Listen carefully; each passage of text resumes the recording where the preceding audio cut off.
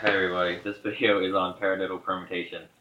Permutation is when you have a pattern and you want it to maybe start or end in a different sequence from the original pattern you learned.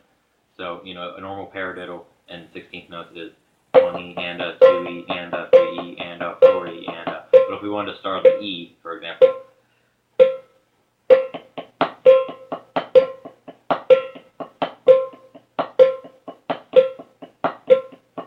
that's still a paradiddle, but it's just starting at a different point. But it sounds different because you're used to hearing a paradiddle with the first note accented. But when you chant, you can kind of change. The accent's still the same as it's still a paradiddle, but it moves in a different sequence. So if you wanted to do on the and, it'd almost be an inverted it would be inverted paradiddles, but that'd be